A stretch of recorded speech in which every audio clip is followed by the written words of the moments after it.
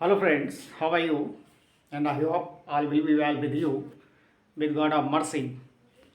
And let us learn opposite series as a exercise.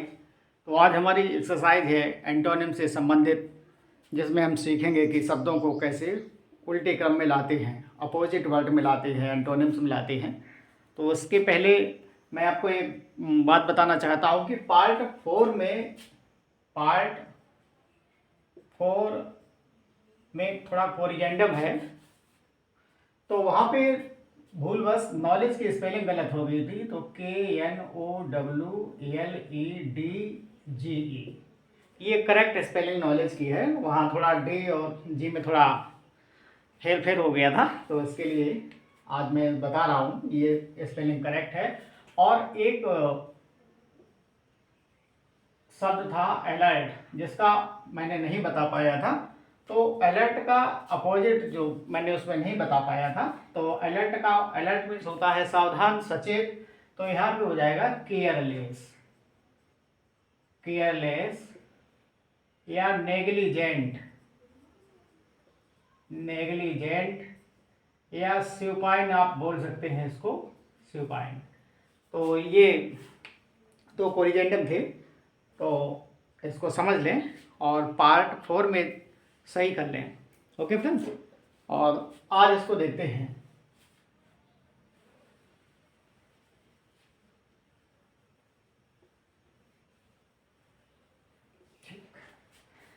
अब आप देखेंगे कि ये एक्सरसाइज है और यहाँ पे लिखा गया फिल इन द ब्लैंक, खाली स्थान को भरें।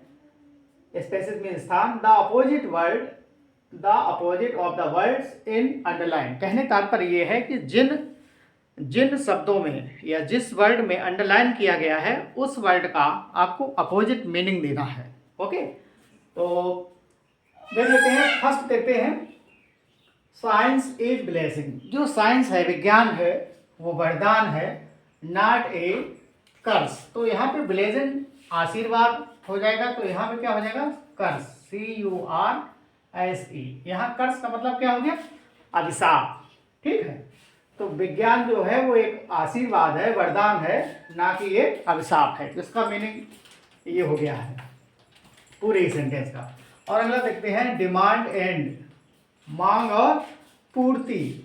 तो SUPPLY, इस पे अंडरलाइन है तो इसका अपोजिट देना है। यहाँ ये अंडरलाइन था तो इसका अपोजिट यहाँ पे दे रही है। ओके, तो डिमांड एंड सप्लाई मतलब मांग और पूर्ति गो टुगेदर, साथ साथ चलते हैं, कहने का तात्पर्य है इसका। और अगला है नेचुरल। अब आप देखेंगे कि नेचुरल पे अंडरलाइन किया गया है, तो नेचुरल पे अंडरलाइन है तो इसका ही आपको अपोजिट वर्ड देना है। नेचुरल फ्लावर्स आर प्रेटियर, माने कि जो प्राकृतिक फूल होते हैं वो बहुत सुंदर होते हैं, देन आर्टिफिशियल। तो यहाँ पे क्या हो जाएगा, आर्टिफिशियल। ओके, तो यहाँ का मतलब है बनावटी, मतलब कागज के फूल कितने भी सुंदर हों लेकिन उनसे खुशबू नहीं आ सकती है। तो वही बात यहाँ पे बताई गई है कि जो प्राकृतिक फूल हैं वो और बनावटी फूल से बेहतर होते हैं।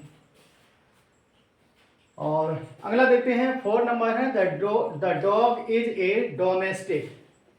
तो कुत्ता जो होता है वो घरेलू जानवर है। The dog is a domestic animal wild the lion is a wild. यहाँ वाइल्ड का मतलब जंगली से है, कहने का तात्पर्य ये है। यहाँ पे इसका अंडरलाइन का डोमेस्टिक मीन्स घरेलू, ठीक है, और जबकि लायन है वो कैसा है, जंगली है। क्लियर, तो ये बन गया है। अगला देखते हैं, the rich should not hat the. अब आप देख लो, ये तो बिल्कुल इजी है। द रिच पे अंडरलाइन किया गया तो रिच का अपोजिट पुअर हो जाएगा। तो the rich should not had मतलब जो अमीर लोग हैं उनको गरीब लोगों से घृणा नहीं करनी चाहिए, तो हो जाएगा द पुअर। क्लियर, यहाँ पे ये नाउन बन गया है और ये नाउन बन गया है। आप जानते हैं किसी भी एडजेक्टिव के पहले जब ए और एन या द कहने का तात्पर्य है आर्टिकल का प्रयोग कर देते हैं तो दिया गया एडजेक्टिव नाउन में बदल जाता है। ओके, तो ये वाला सभी समझ में आ गया होगा। अब नंबर 6 देखते हैं, ही इज ए स्टूडेंट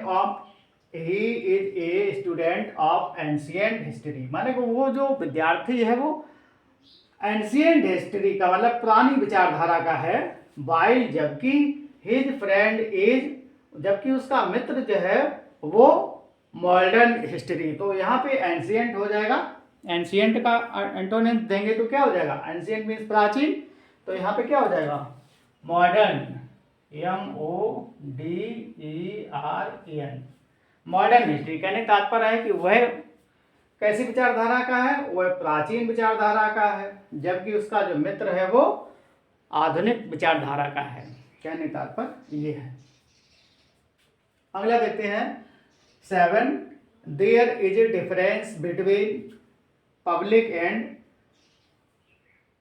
तो यहाँ पब्लिक का मतलब सार्वजनिक होता है, तो यहाँ हो जाएगा पर्सनल, पर्सन, पहले पर्सन लिख लो फिर AL जोड़ दो, क्लियर।